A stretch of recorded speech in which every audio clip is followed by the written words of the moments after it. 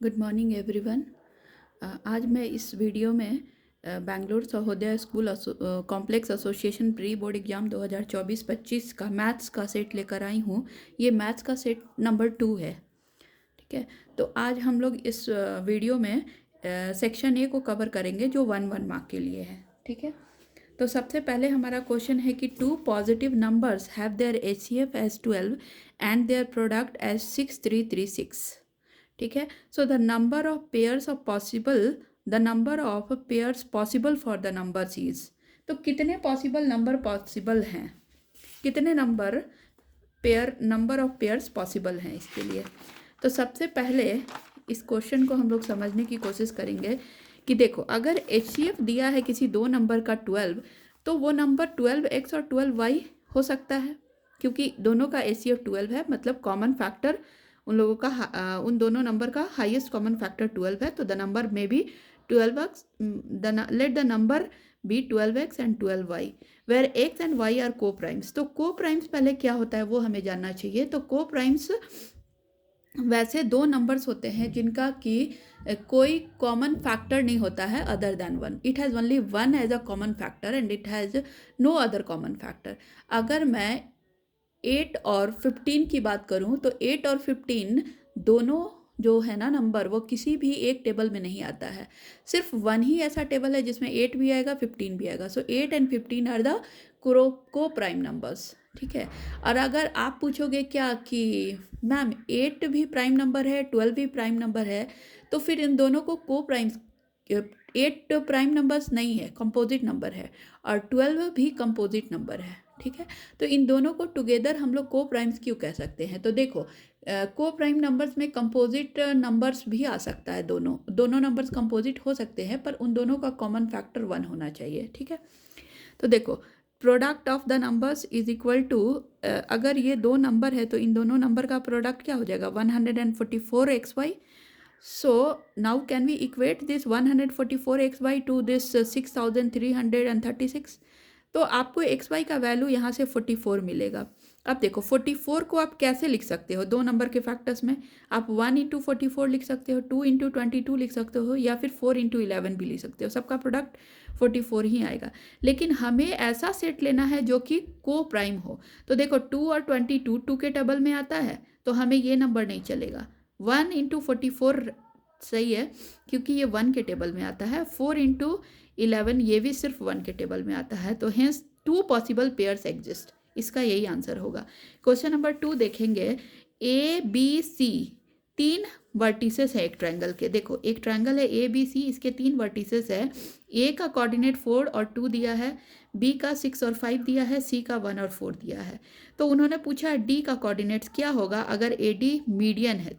तो हमें पता है कि जो मीडियन होते हैं ना AD, वो BC को दो इक्वल हाफ्स में बाइसेक्ट करते हैं। तो late x1 y1 is equal to 6 5। अगर मैं इसको x1 y1 मान लूँ तो ये 6 5 होगा। अगर मैं इसको x2 y2 ले लूँ तो ये 1 5 इसका कोऑर्डिनेट होगा। तो हमने पढ़ा है कि कोऑर्डिनेट्स का जो दो कोऑर्डिनेट्स के बीच का अगर कोऑर्डिनेट निकालना है ना, तो उसके लिए ये फार्मूला है। सपोज डी पॉइंट का कोऑर्डिनेट एक्स वाई है, तो x is equal to x1 plus x2/2 और y is equal to y1 plus y2/2। So x और y का कोऑर्डिनेट हमारा क्या आ जाएगा, आप इसको सॉल्व करोगे तो 7/2 और 9/2 आ जाएगा। ठीक है, नाउ क्वेश्चन नंबर 3 देखेंगे। थर्ड क्वेश्चन में है कि the distance between the points cos theta sin theta and sin theta minus cos theta is. अब देखो, सपोज दो पॉइंट है, उसका कोऑर्डिनेट x1 y1 और x2 y2 है, और x1 y1 को हमने cos थीटा sin थीटा लिखा और x2 y2 को हमने sin theta minus cos theta लिखा। तो हमें पता है कि डिस्टेंस फार्मूला से हमें पता है कि d is equal to root under x2 minus x1 का whole square plus y2 minus y1 का होल स्क्वायर। आप ऐसे भी लिख सकते हो x1 माइनस x2 का whole square plus y1 minus y2 का होल स्क्वायर का रूट। ठीक है, दोनों सही है। तो देखो, d की जगह पे मैं d is equal to x2 की जगह पे हमने यहाँ पे लिखा है क्या, साइन थीटा। तो sine theta minus cos theta का होल स्क्वायर प्लस, यहाँ देखो, minus cos theta minus sine theta का होल स्क्वायर। अब मैं sine theta minus cos theta का होल स्क्वायर, अब मैं इसको ऐसे लिख सकती हूँ। देखो, sine theta minus cos theta का होल स्क्वायर को क्या लिख सकते हैं, sign square theta plus cos square theta minus 2 sine theta cos theta plus minus cos theta का whole square plus minus sine theta का whole square plus 2 into minus cos theta sine theta. ठीक है, तो अब देखो यहाँ पर sine square theta plus cos square theta का वैल्यू 1 होता है, ये आपको याद होना चाहिए। ठीक है, ये एक आइडेंटिटी है जो ट्रिग्नोमेट्री में हमें पढ़ना है।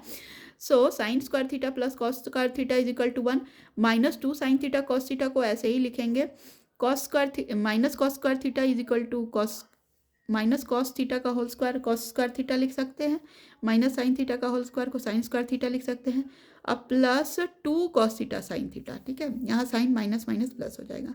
अब इसका होल रूट करेंगे तो देखो यहाँ पर 1 था, यहाँ पर भी sign square theta plus cos square theta है, इसका भी वैल्यू 1 होगा, इसका पूरा का, और यहाँ पे plus 2 sine theta cos theta, यहाँ minus 2 cos theta sine theta.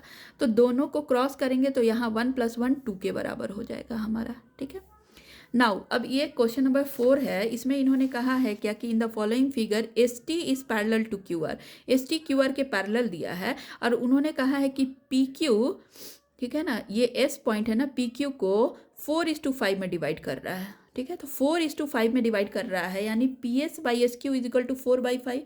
तो क्या मैं P S by P Q को 4/9 लिख सकते हैं? देखो P S by S Q 4/5 है, तो P S by P Q को मैं 4/9 लिख सकती हूँ, और P S by P Q is equal to S T by Q R. ठीक है, क्योंकि ये दोनों सिमिलर ट्रायंगल्स, आप सिमिलैरिटी से पहले इन दोनों को सिमिलर कर सकते हो। देखो P S T, triangle P S T similar to triangle P Q R, क्यों? क्योंकि देखो एंगल पी दोनों में आ रहा है, एंगल पी एंड एंगल, ये छोटे वाले ट्रायंगल में भी एंगल पी आ रहा है, ये बड़े वाले में भी पी आ रहा है, so angle P is equal to angle P. अब देखो ये दोनों ट्रायंगल्स इन्होंने कहा है ये पैरेलल है, तो ये पैरेलल है और एक ट्रांसवर्सल है, तो ये एंगल भी इसके बराबर हो जाएगा। सो ये ट्रायंगल छोटा वाला ये बड़े वाले के सिमिलर हो जाएगा। ठीक है, तो सिमिलैरिटी से भी हम लिख सकते हैं कि पी, अगर दो ट्रायंगल सिमिलर है तो उनके करस्पॉन्डिंग साइड का रेशियो भी इक्वल होगा। तो P S by P Q is equal to S T by Q R, यहाँ से हम लोग लिख सकते हैं, तो 4/9 is equal to 1.6 by Q R. यहाँ से आप क्यू आर का वैल्यू निकाल सकते हो, आपको 3.6 मिलेगा। नाउ क्वेश्चन नंबर 5 देखेंगे हम लोग। क्वेश्चन नंबर 5 में हमारा कह रहा है क्या कि the perimeter of two similar triangles are 15 cm and 25 cm respectively. If one side of the first triangle is 9 cm, what is the corresponding side of the other triangle. तो देखो दो ट्रायंगल इन्होंने दिया है और उसका दोनों का पेरीमीटर्स जो है ना इक्वल है, तो करस्पॉन्डिंग साइड्स क्या होगा। तो हमें पता है कि we know that the ratio of the perimeters of two similar triangles is equal to the ratio of the length of the corresponding sides, क्योंकि हमने सिमिलैरिटी में ये चीज़ पढ़ा है। ठीक है, अगर मान लो कि let x be the length of the corresponding sides of the other triangle, तो क्या हम 15/25 इज इक्वल टू 9/x लिख सकते हैं। 15 छोटे वाले ट्रायंगल का पेरीमीटर है, 25 बड़े वाले ट्रायंगल का। तो 9 जो है ना छोटे वाले ट्रायंगल का एक साइड है, बड़े वाले ट्रायंगल का एक साइड x माना है हमने। तो जब हमने x का वैल्यू फाइंड आउट किया तो हमें मिला 15 सेंटीमीटर। ठीक है, तो corresponding side of other triangle is 15 centimetre. ठीक है, नाउ क्वेश्चन नंबर 6 देखेंगे। यहाँ पर बोल रहा है कि if tangents P A and P B from a point P to a circle with centre O are inclined to each other at an angle of 80 degree, then angle P O A is equal to. देखो ये triangle के chapter में हमने पढ़ा है tangents वाले में कि अगर एक सर्कल है और वहाँ पे एक पॉइंट से दो टेंजेंट जा रहा है, तो ये हमें पता है कि एक बाहर, अगर सर्कल के बाहर कोई एक पॉइंट है, वहाँ से हमने दो टेंजेंट बनाया है, तो दोनों टेंजेंट का जो लेंथ है ना, दो टेंजेंट उस सर्कल पे बना है, तो दोनों टेंजेंट का लेंथ इक्वल होता है। अब हमने ये भी पढ़ा है कि जो दो टेंजेंट है ना वो इक्वल एंगल बनाएंगे अगर हम सेंटर से उस पॉइंट को जोड़ेंगे, तो वो दोनों टेंजेंट इक्वल एंगल्स बनाएंगे उस लाइन पे, joining the center to that point. So tangents from a point to a circle are equally inclined to the line joining the point to the center of the circle.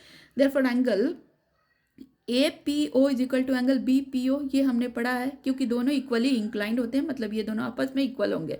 अगर APB is equal to 80 degree है, तो क्या मैं APO is equal to 40 degree नहीं बोल सकती, since the two angles are equal.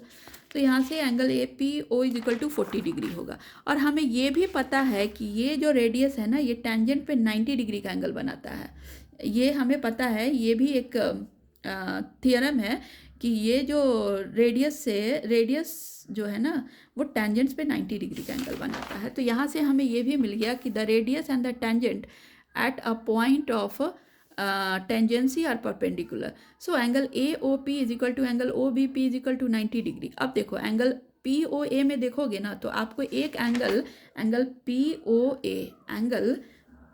P O ए में ये 40 डिग्री है और ये 90 डिग्री है। तो क्या एंगल ए ओ पी को हम लोग नहीं फाइंड आउट कर सकते?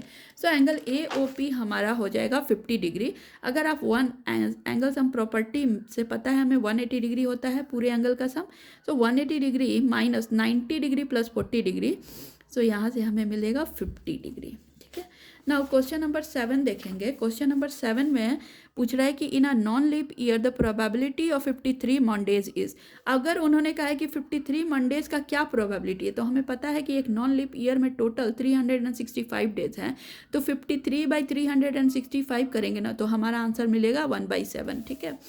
यहाँ पे देख लो कि a non leap year has 365 days and we already know that there are 7 days in a week. So number of week in 365 days is 365/7. इसको करोगे सॉल्व तो 52 1/7 आएगा। तो 52 वीक तो हमें पता है और 1/7 वीक मतलब 1 डेज, तो 51 डे, तो 52 वीक प्लस 1 डे ये हमारा आएगा। मतलब टोटल अगर ये मंडे है 52 वीक्स में 52 मंडे, अगर one day is also Monday, so total 53 Mondays होंगे। तो probability 53 Mondays by 365 that is 1/7। Now question number 8 देखेंगे कि the value of x and y in 2x minus 3y is equal to 1 and 3x minus 4y is equal to 1 are. तो जब आप इसको solve करोगे ना तो आपको ये आंसर मिलेगा से 2x minus 3y equal to 1, 3x minus 4y is equal to 1। तो multiplying equation 1/3 and equation 2/2 we have. जब आप मल्टीप्लाई करोगे तो आपको ऐसे मिलेगा 6x minus 9y is equal to 3 and 6x minus 8y is equal to 2। जब आप इसको क्रॉस करोगे मतलब सब्सट्रैक्ट करोगे इन सब में तो आपको y का वैल्यू आएगा -1। और अगर y का वैल्यू -1 आ गया तो आप इसमें से किसी भी इक्वेशन में y का वैल्यू पुट करोगे तो आपको x का वैल्यू मिल जाएगा। तो हमें x y का वैल्यू -1 मिलेगा।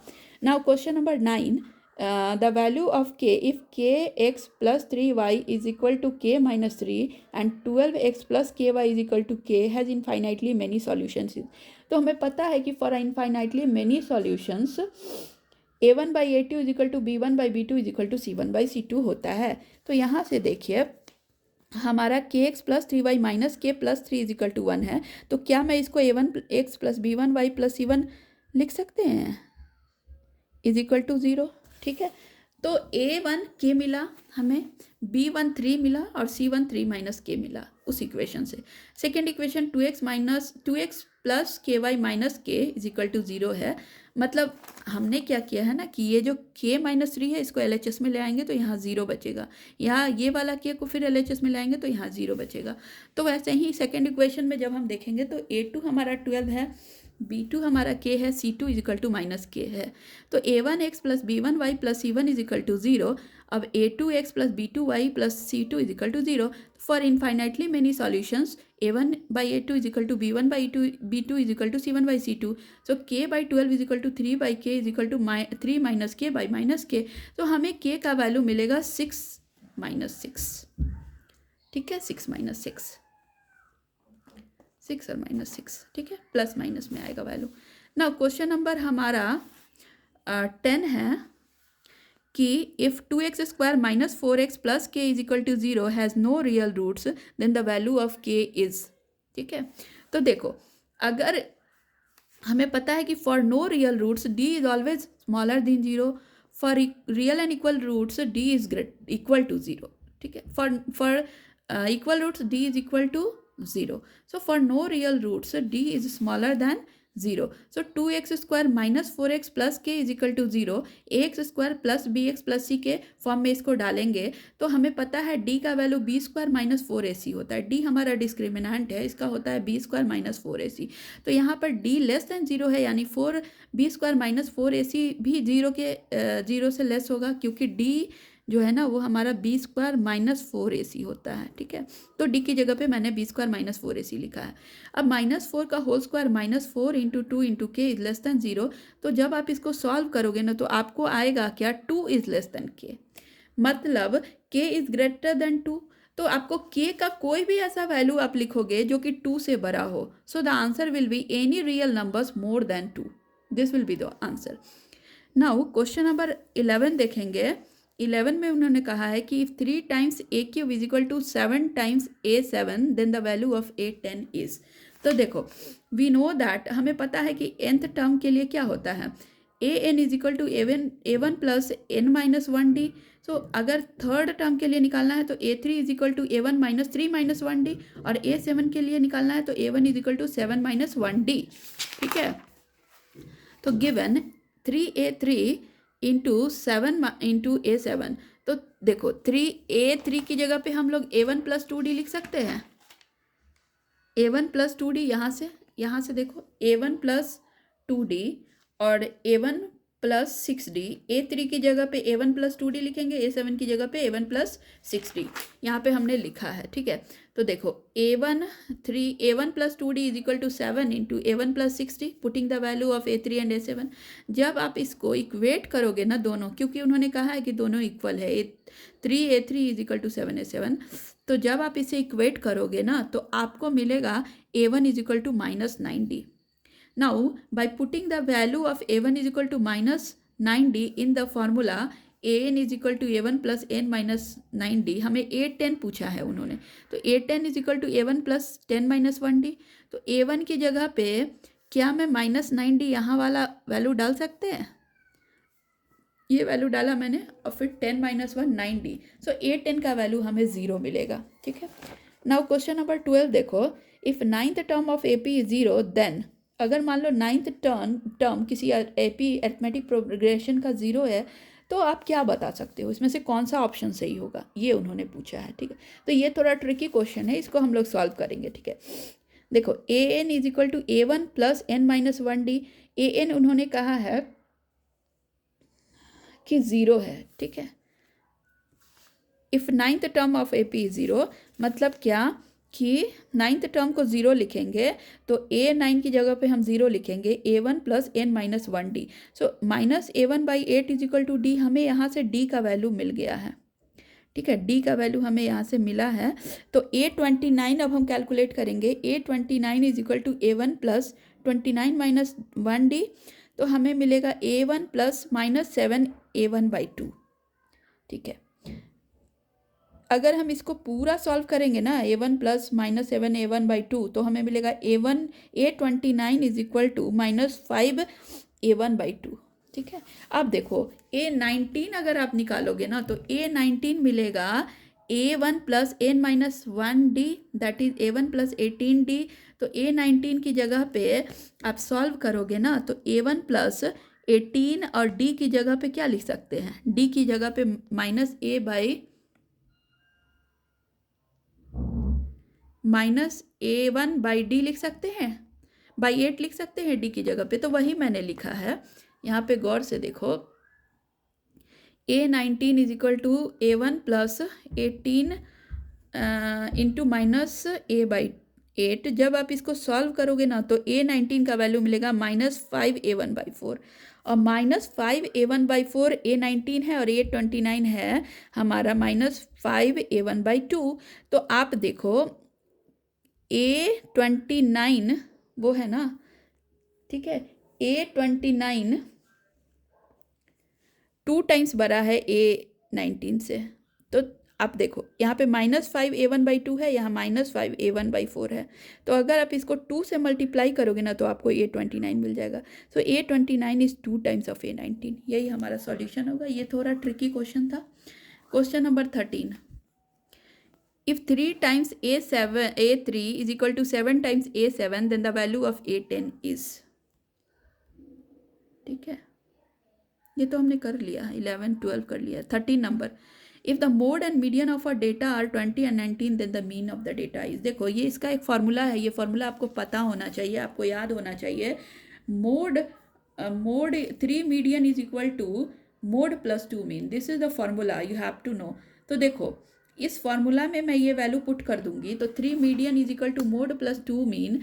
तो मैं क्या मीन को 3 median minus mode, 3 median minus mode by 2 लिख सकते हैं। मीडियन हमारा 20 है, मोड हम मीडियन 19 है, मोड 20 है। जब सॉल्व करोगे ना तो आपको मीन मिलेगा 18.5, यही हमारा आंसर होगा इस क्वेश्चन के लिए। ठीक है, ऑप्शन नंबर ए 13 का। Now in the given figure A B is 14 cm, then the value of tan B is. देखो ये हमारा एक फिगर है, उन्होंने बताया कि ए बी जो है ना वो 14 cm है। तो यहाँ पर आप देखिए अगर डी सी 5 cm है तो क्या मैं ई ए को 5 cm लिख सकती हूँ? अगर ई ए 5 cm होगा तो बी ई हमारा 9 cm हो जाएगा। अब मैं ट्रायंगल डी बी ई की बात करूँ तो tan angle B is equal to D E by B E, perpendicular by base. तो डी ई की जगह पे मैं 12 लिख सकती हूँ 12, और बी ई की जगह पे 9 लिख सकती हूँ। जब आप इसको सॉल्व करोगे ना तो tan बी आपको मिलेगा 4/3। तो यही हमारा आंसर हो जाएगा, आंसर 14 का 4/3 ये हमारा आंसर हो जाएगा। ठीक है, now question number 15, if triangle A B C is right angle at C then the value of cos A plus B is. अगर उन्होंने कहा है कि एक ट्रायंगल है, ट्रायंगल ए बी सी जो सी पे राइट एंगल है, तो आपको कॉस ए प्लस बी का वैल्यू निकालना है। तो हमें पता है angle A plus angle B plus angle C is equal to 180 degree. Angle A plus angle B को हम 90 डिग्री लिख सकते हैं, क्योंकि हमें ये 90 है तो इन दोनों का सम भी 90 होगा। अब देखो कॉस ए प्लस बी को जगह पे मैं 90 लिखूंगी तो हमें पता है कॉस 90 डिग्री का वैल्यू 0 होगा। तो आंसर 14 जो है ना उसका हो जाएगा हमारा, सॉरी आंसर 15 का ए होगा। ठीक है, 0। Now question number 16, question number 16 में उन्होंने कहा है कि the ratio of the areas of the in circle and circum circle of a square is. देखो एक स्क्वायर है, उसका मैंने 2 सर्कल बनाया, एक तो inside that is called in circle और एक outside the square that is called circum circle. तो देखो अगर इनसाइड द सर्कल है तो क्या मैं इनसाइड द सर्कल स्क्वायर के जो अंदर सर्कल है उसका रेडियस अगर मैं आर मान रही हूँ, ठीक है, तो ये रेडियस अगर आर है तो साइड को मैं 2r ले सकती हूँ, साइड ऑफ द स्क्वायर। तो देखो area of a circle is pi r square incircle. Incircle का एरिया मैं पाई आर स्क्वायर लिख सकती हूँ क्योंकि आर हमारा रेडियस है। अब देखो OP is the radius of this circle, so OP जो है ना वो हमारा R है। अब देखो AB को मैं 2r मान सकती हूँ क्योंकि ये रेडियस ये डायमीटर के बराबर है, तो ये भी हमारा AB R 2r हो जाएगा और AD is also 2r because both are the sides of the square. अब देखो AD हमारा 2r, AB हमारा 2r, तो DB को हम निकाल सकते हैं। DB हमारा हाइपोटेनस है, तो hypotenuse is equal to root under 2r square plus 2r square, that is solve करेंगे तो 8r स्क्वायर आ जाएगा। तो DB आपको 2√2r मिलेगा DB। ठीक है, पाइथागोरस थ्योरम से। तो अगर DB आपको 2√2r मिलेगा तो क्या आप DB का हाफ OB को √2r लिख सकते हो? ये डायमीटर है तो रेडियस हाफ हो जाएगा। अब देखो area of in circle is equal to pi r square, तो area of circum circle is equal to pi r की जगह पे √2r का होल स्क्वायर लिखेंगे। अब देखो दोनों एरिया को जब आप उसका रेशियो निकालोगे ना तो pi r square by pi √2r का होल स्क्वायर होगा, और जब आप इसको क्रॉस करोगे तो आपको मिलेगा 1/2। So the area of in circle to the area of circum circle is equal to 1/2। हमारा आंसर हो जाएगा फर्स्ट वाला 16 का। क्वेश्चन नंबर 17 देखेंगे। क्वेश्चन नंबर 17 में उन्होंने हमें क्या कहा है कि अ sphere and a cube have equal surface area. एक स्फेयर है और इसका एक क्यूब है, तो उस दोनों के सरफेस एरिया इक्वल है। अगर आपको सिर्फ सरफेस एरिया बोलेगा तो आप टोटल सरफेस एरिया की बात करोगे, कर्व सरफेस एरिया को नहीं करेंगे कंसीडर। ठीक है, the ratio of the volume of the sphere to that of the cube is. तो देखो let the radius of the sphere be r and the side of the cube be a।